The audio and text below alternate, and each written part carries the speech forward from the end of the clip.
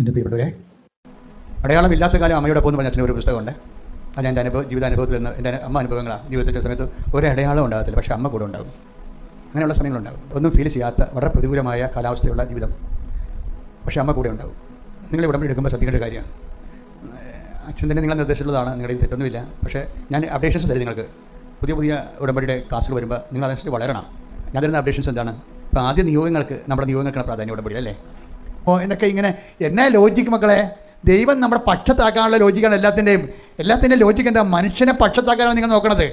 ഓരോരുത്തർക്കും ഇഷ്ടപ്പെട്ട ജോലികളും ഇഷ്ടപ്പെട്ട രീതിയിൽ നമ്മൾ വേഷം കെട്ടുകയാണ്. നമ്മുടെ നാട്ടുകാർക്കും കൂട്ടുകാർക്കൊക്കെ ഇഷ്ടപ്പെട്ട രീതി. ഇപ്പം നിങ്ങൾ നമ്മുടെ 5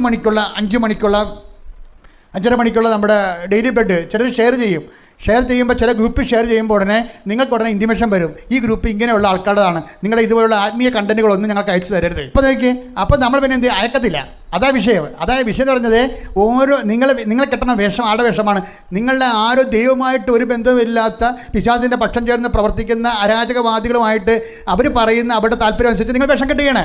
ഇങ്ങനെ മറ്റുള്ളവരുടെ മുമ്പിൽ നല്ല പിള്ള ചമയാൻ വേണ്ടി വേഷം കെട്ടുന്ന ആൾക്കാരെ why should God help you? അതിന് നിങ്ങൾ മറുപടി പറയണം. നിങ്ങൾ എന്താ ചെയ്യേണ്ടത്? ദൈവത്തെ പക്ഷത്താക്കാൻ നോക്കണം. അതിനെന്താ ചെയ്യേണ്ടത്? ദൈവത്തിൻ്റെ വാക്കുകൾ അനുസരിച്ചുകൊണ്ട് ജീവിതം പുനഃക്രമീകരിക്കണം. മറ്റുള്ളവർ എന്ത് പറയുമെന്നല്ല, ദൈവം എന്ത് പറയുമെന്നാണ്. അതുകൊണ്ടാണ് മോസസിനോട് പറയണത്. മോസസ് ജനങ്ങളെ ഒരിക്കലും നോക്കിയിട്ടില്ല. ജനങ്ങൾ എന്ത് പറയുമെന്ന് മോസസ് നോക്കിയിട്ടില്ല. മോസസിനെ സംബന്ധിച്ചിടത്തോളം ദൈവം എന്ത് പറയുന്നു അതാണ് ദൈവം മോസസിനോട് പറയണത്. എനിക്ക് നിന്നെ നന്നായി അറിയാം എന്ന് പറഞ്ഞാൽ എന്താണ്? അതുകൊണ്ട് നീ പറഞ്ഞ കാര്യങ്ങളും ഈ കാര്യവും നിനക്ക് ചെയ്തു തരും. അപ്പം നീ നാട്ടുകാർ മുഴുവൻ പറഞ്ഞ കേട്ടിട്ട് അതുപോലെ ദൈവം പറഞ്ഞ കേൾക്കണമല്ല. അതായത് ദൈവത്തിൻ്റെ വചനങ്ങളിലൂടെ മുന്നോട്ട് പോകുമ്പോൾ ചില സമയത്ത് ഒറ്റപ്പെടും, ചില സമയത്ത് മറ്റേ ആക്ഷേപം. നിങ്ങൾക്ക് തോന്നുന്നുണ്ടോ ഞാൻ ആദ്യം ഞാനൊരു ഇടവക വൈദികനാണ്, ഉടുപ്പ് മാറിയപ്പോൾ തന്നെ കുറേ കൂടെ ഉള്ളവർ തന്നെ നമ്മളെ ഇങ്ങനെ സെക്ടറിലൂടെ ചെയ്ത് അതെനിക്കറിയാമായിരുന്നു. ഇന്നല്ലെങ്കിൽ നാളെ നമ്മൾ ഏതെങ്കിലും സമയത്ത് ഇതുപോലെയുള്ള ആൾക്കാർ നമ്മൾ ഒറ്റപ്പെടുത്തുന്ന അറിയാമായിരുന്നു. ഇത് ഞാൻ പതറിയില്ലല്ലോ. എനിക്ക് കർത്താവ് തന്നെ വെളിച്ചം, പരിശുദ്ധ വെളിച്ചമാണ്. അത് കർത്താവിനെ അറിയിക്കാൻ്റെ വെളിച്ചമാണ്, അറിഞ്ഞവരെ ആഴപ്പെടുത്താനുള്ള വെളിച്ചമാണ്. അത് ഞാൻ കടലിൽ വരെ പോയി ഒരു വള്ളത്തിൽ നിന്ന് വേറെ വള്ളത്തിൽ ഏണിയിട്ട് കയറിയിട്ട് ആ വെള്ളത്തിൽ കയറി കുമ്പസാരിപ്പിച്ചിരുന്ന ആൾക്കാരാണ്. അപ്പോൾ ആൾക്കാർ ചോദിക്കും, ഇവർ പള്ളി വരത്തില്ലേ? കൊള്ളാം. ചില മനുഷ്യർ നമ്മൾ അവിടെ ഇട്ട് പിടിച്ചാൽ കിട്ടി, അല്ലെ പിന്നെ വരത്തില്ല. നമുക്ക് അവരോടുള്ള കമ്മിറ്റ്മെൻറ്റ്, ദൈവത്തോടെ കമ്മിറ്റ്മെൻറ്റ്. ഇങ്ങനെ കുറേ നാൾ ജീവിച്ച് കഴിയുമ്പോൾ ദൈവം പറയും, എനിക്ക് നിന്നെ അറിയാമെന്ന് പറയും. അതാണ് വിഷയം.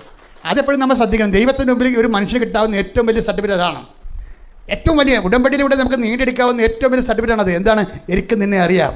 അതുകൊണ്ട് നീ പറഞ്ഞ ഈ കാര്യം, അത് എന്ത് ബുദ്ധിമുട്ടുള്ള കാര്യമായാലും ശരി, നിൻ്റെ ഡോക്യുമെൻ്റ് ഒന്നും ഇല്ലെങ്കിലും ഞാൻ വിചാരിച്ചാൽ നീ ജർമ്മനിയിൽ ജോലി ചെയ്യും. എൻ്റെ മക്കളെ, ദൈവം നിന്നെ വിചാരിക്കണം.